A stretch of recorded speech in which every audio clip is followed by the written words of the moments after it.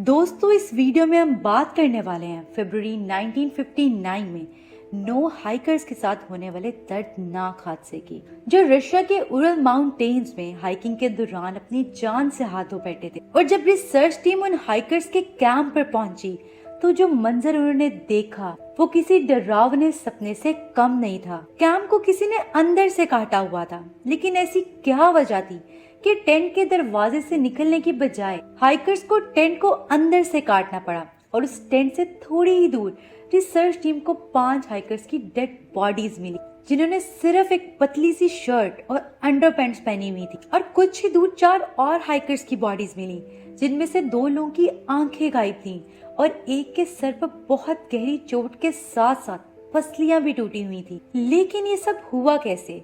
क्या ये किसी इंसान का काम था या किसी जानवर और या फिर एलियंस? आइए जानते हैं इस वीडियो में। दोस्तों, आज से तकरीबन 65 साल पहले 10 हाइकर्स ने रशिया में मौजूद उरल माउंटेन रेंज को सर करने का प्लान बनाया। ये सब एक्सपीरियंस हाइकर थे। इस ग्रुप में 2 लड़कियां और 8 लड़के थे। इस टीम के लीडर का नाम आइगर डेटलॉफ था और ये लोग ऐसे रूट से जाने वाले थे जहाँ पर इससे पहले किसी भी रशियन ने हाइकिंग नहीं की थी। ये सब लोग उरल पॉलिटेक्निकल इंस्टीट्यूट से ताल्लुक रखते थे। पहले ये 9 लोगों का ग्रुप था, लेकिन बाद में उरल इंस्टीट्यूट ने एक और आदमी को इस ग्रुप में शामिल कर दिया, जिसका नाम सिमयोन था। सिमयोन वर्ल्ड वॉर 2 का सोल्जर था और कुछ लोगों का कहना ये भी था कि ये सीक्रेट एजेंट था, जिसे किसी खास मकसद से इस ग्रुप में शामिल किया गया था। 23 जैन 1959 को इन लोगों ने अपने सफर का आगाज किया। ये सफर तकरीबन 16 दिन का होने वाला था। इन लोगों के पास एक जर्नल था जिसमें वो लोग अपने सफर के बारे में लिखा करते थे और सफर के दौरान कैमरे से तस्वीरें भी लेते रहे। इन लोगों का सफर ट्रेन से शुरू हुआ और फिर बस और ट्रक के सफर के बाद पैदल रास्ता तय करते रहे। लेकिन रास्ते में उनके एक टीम मेंबर, जिसका नाम यूरी योदिन था, की तबीयत खराब हो गई। ये दिन 28 जैन का था, यानी इनको सफर करते हुए 6ठा दिन था। तबीयत खराब होने की वजह से यूरी ने वहीं पर रुक जाने का फैसला किया और बाकी हाइकर्स ने भी उसे अलविदा कहकर अपने बाकी का सफर शुरू किया। यूरी को अंदाजा भी नहीं था कि वो कितनी बड़ी मुश्किल से बच निकला है और वो अपने उन 9 दोस्तों को आखिरी दफा जिंदा देख रहा है, क्योंकि उस दिन के बाद कभी उस ग्रुप को दोबारा जिंदा नहीं देखा गया। 3 दिन के बाद 1 फेब को वो लोग एक पहाड़ के पास पहुंचे, जिसे वहां के मुकामी लोग माउंटेन ऑफ डेड के नाम से जानते थे। अभी तक सब ठीक चल रहा था और जर्नल में भी उनके सफर के बारे में एंट्रीज थी। उन्होंने उस पहाड़ पर चढ़ते हुए की कुछ तस्वीरें भी ली थी और फिर उस पहाड़ की चोटी से कुछ ही दूर उन्होंने अपना कैंप लगाया। ये लोग अपने स्पोर्ट्स क्लब को 16 दिन के बाद अपनी खबर देने का कहकर आए थे और तकरीबन 9 फेब तक उन्हें उरल पॉलिटेक्निकल इंस्टीट्यूट से कांटेक्ट करना था। लेकिन जब 20 फेब तक कुछ सुनने को नहीं मिला तो एक सर्च पार्टी उन्हें ढूंढने के लिए भेजी गई। जब सर्च टीम को हाइकर्स का टेंट मिला तो वो गिरा हुआ था और थोड़ी सी बर्फ से ढका हुआ था, लेकिन हैरानकुन तौर पर हाइकर्स का सामान वहाँ पे सही सलामत मौजूद था। सर्च टीम को उनके बूट्स, कपड़े और जरूरत की चीजें सलीके से टेंट में रखी हुई मिली और एक प्लेट में तो खाना भी था, जो लगता था कि वो खाने के लिए तैयार कर रहे थे। और वो मंजर जिसने सबको हैरान कर दिया कि टेंट को अंदर से कट किया गया था, जिसका मतलब ये था कि वहाँ जो भी हुआ था वो बहुत तेजी से हुआ, क्योंकि हाइकर्स ने टेंट के दरवाजे से बाहर आने की बजाय टेंट को अंदर से काटना ही बेहतर समझा। इसके बाद सर्च टीम ने हाइकर्स को तलाश करना शुरू कर दिया।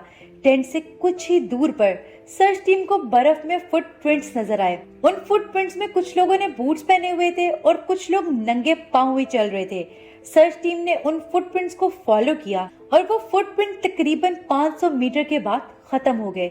हो सकता है कि बर्फ पड़ने की वजह से हाइकर्स के पांव के निशान खत्म हो गए हों, लेकिन सर्च टीम उन फुटप्रिंट्स की डायरेक्शन में आगे चलती रही, जहां उन्हें थोड़ी ही दूर 2 लोगों की डेड बॉडीज मिली, जिनके जिस्म पर बहुत ही पतली शर्ट और अंडरपैंट्स थी। इनमें से एक का नाम यूरी दोरोशेंको और दूसरे का नाम यूरी किरवोनशेंको था। इन दोनों की बॉडीज बर्फ और सर्दी की वजह से जम चुकी थी। जब वेदर रिपोर्ट निकाली गई तो पता चला कि जिस दिन इनकी मौत हुई टेम्परेचर तकरीबन -30 डिग्री था, जो कि बहुत ही ज्यादा सर्दी थी, जिसका अंदाजा इससे लगाया जा सकता है कि जो फ्रीजर हमारे घरों में होते हैं उसमें -18 डिग्री टेम्परेचर होता है।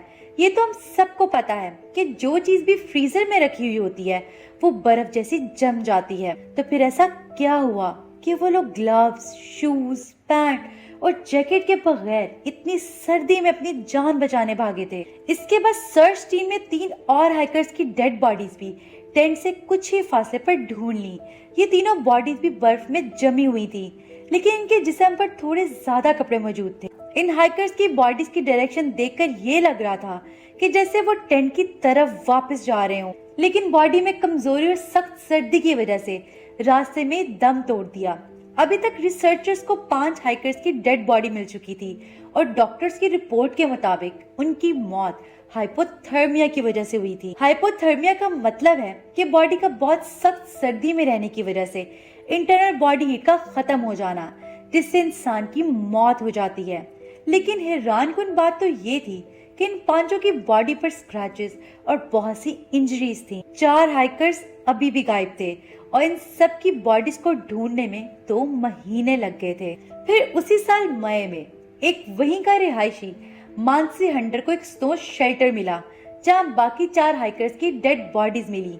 ये बॉडी एक्सट्रीम इंजरीज के साथ मिली थी। ये तो साफ जाहिर था कि इन हाइकर्स की डेथ हाइपोथर्मिया से नहीं हुई थी, क्योंकि इनकी बॉडी पर सीवियर इंजरीज थी। इनमें से एक के सर पर बहुत ही गहरी चोट थी, जिस वजह से इसका स्कल भी टूट चुका था, जबकि बाकी तीनों के सीने में बहुत ज्यादा इंजरीज थी और रिब्स भी क्रश थी। 2 हाइकर्स की आंखें भी मिसिंग थी और दुबीना की तो जुबान भी गायब थी। इनको देखकर ऐसा लग रहा था कि जैसे ये किसी बहुत ऊंचाई से गिरे हैं, जिस वजह से इनकी मौत हुई है। इसके अलावा जो कपड़े क्राइम सीन पर मिले थे, इन्वेस्टिगेशन में पता चला कि उनमें से 2 शर्ट्स और एक पैंट में रेडियो एक्टिव मटेरियल मौजूद था। लेकिन फिर 28 मई को ये केस बंद कर दिया गया, क्योंकि इन्वेस्टिगेटर्स के पास कोई ठोस सबूत नहीं था जिनसे पता चल सके कि एक्चुअल में हुआ क्या था। जब ये बात लोगों तक पहुंची तो बहुत सी थ्योरीज भी सामने आई कि हो सकता है कि किसी एलियन या येटी ने हमला करके इन सबको मार दिया। लेकिन हाइकर्स के अलावा वहां किसी के फुटप्रिंट्स नहीं थे, जिस वजह से इन थ्योरीज को रद्द कर दिया गया। कुछ लोगों का तो ये भी कहना था कि ये लोग आपस में किसी वजह से लड़ पड़े होंगे और इन सब की मौत हो गई। लेकिन एक थ्योरी जो बाकी थ्योरी से अलग थी, क्योंकि विक्टिम्स के जो कपड़े मिले थे उनमें से कुछ के कपड़ों पर रेडियो एक्टिव मटेरियल के मौजूद होने की वजह से लग रहा था कि वो एरिया गवर्नमेंट के न्यूक्लियर प्लान का हिस्सा था और इन लोगों ने कुछ ऐसा देख लिया था जिसे देखने की इन्हें इजाजत नहीं थी, और इसी वजह से गवर्नमेंट ने इन्हें मरवा दिया। या फिर उस रात गवर्नमेंट ने कोई न्यूक्लियर टेस्ट किया और उस टेस्ट के चलते इन हाइकर्स की मौत हो गई। इस वक्त तक ये न्यूज इंटरनेशनल बन चुकी थी, लेकिन सोवियत यूनियन गवर्नमेंट ने कंफर्म कर दिया था कि ये सब हाइपोथर्मिया की वजह से मरे हैं। लेकिन लोगों को गवर्नमेंट की बातों पर बिल्कुल यकीन नहीं था, क्योंकि उनकी बॉडीज पर इंजरीज के साथ साथ कपड़ों में रेडियो एक्टिव मटेरियल का होना किसी और तरफ इशारा कर रहा था। इसी वजह के चलते वो लोग गवर्नमेंट के खिलाफ आवाज उठाने लगे, क्योंकि लोगों को लग रहा था कि गवर्नमेंट हाइपोथर्मिया का बताकर हाइकर्स की मौत की असल वजह छुपा रही है। 2019 को ये केस दोबारा ओपन हुआ और कुछ लॉजिकल थ्योरीज भी सामने आई, जैसे कि अगर हम हादसे से कुछ दिन पहले टेंट की पिक्चर्स देखें तो उसमें एग्जॉस्ट पाइप दिखाई दे रहा है। लेकिन इस हादसे वाले दिन इन्वेस्टिगेशन टीम को एग्जॉस्ट पाइप नहीं मिला, लेकिन उस रात खाना बनाने और टेंट को गर्म करने के लिए स्टोव जरूर इस्तेमाल हुआ था, क्योंकि सर्च टीम को वहाँ पर पका हुआ खाना भी मिला था। पॉसिबल है कि खाना पकाते वक्त कुछ गलत हुआ हो और जलते कोयलों की वजह से टेंट में आग लग गई हो, और टेंट में एग्जॉस्ट ना होने की वजह से टेंट में ही धुआं भर गया, जिस वजह से हाइकर्स को टेंट काट के ही अपनी जान बचाने के लिए भागना पड़ा हो। क्योंकि जो फुटप्रिंट्स टेंट के बाहर मिले थे वो नॉर्मल कदमों के थे, क्योंकि जब इंसान भागता है तो लंबे लंबे कदम लेता है, और उन नॉर्मल फुटप्रिंट्स को देखकर लग रहा था कि टेंट से निकलते ही इमरजेंसी खत्म हो गई थी। और इन हाइकर्स में से कुछ हाइकर्स को तो 3rd डिग्री बर्न भी आए थे, जिससे पता चलता है कि वो लोग टेंट में मौजूद थे और आग की जद में आ गए थे और इसी वजह से ना तो उन्होंने बूट पहने और ना ही कपड़े, बस अपनी जान बचाने के लिए टेंट को फाड़कर बाहर की तरफ भागे। इसके बाद ये लोग टेंट से निकलकर अपने लिए न्यू शेल्टर तलाश करने लगे।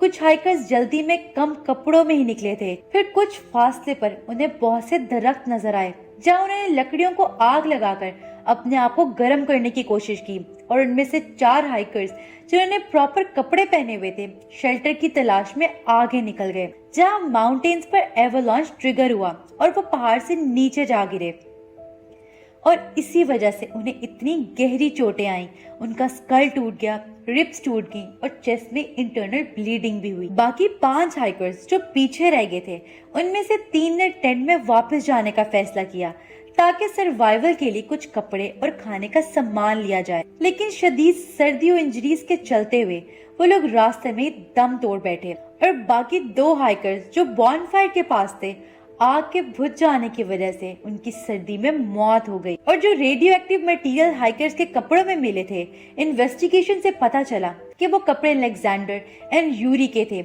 ये दोनों सोवियत न्यूक्लियर फैसिलिटी में काम करते थे, जिस वजह से उनके कपड़ों में रेडियो एक्टिव पार्टिकल्स मिले। और रही बात उन हाइकर्स की कि जिनके बॉडी पार्ट्स मिसिंग थे, हो सकता है कि उनके मरने के बाद उन पर जंगली जानवरों ने हमला किया हो। दोस्तों, इस हादसे को 65 साल हो चुके हैं, लेकिन अभी तक कोई भी ठोस सबूत हाथ नहीं लगा जो इन सब बातों को कंफर्म कर सके। इन 10 हाइकर्स में से यूरी योदिन, जिन्होंने अपनी तबीयत खराब होने की वजह से इस ग्रुप को छोड़ा था, उनकी नेचुरल डेथ 27 अप्रैल 2013 को हुई। दोस्तों, आपको क्या लगता है कि वहाँ उन हाइकर्स के साथ क्या हुआ होगा? कमेंट में जरूर बताएं।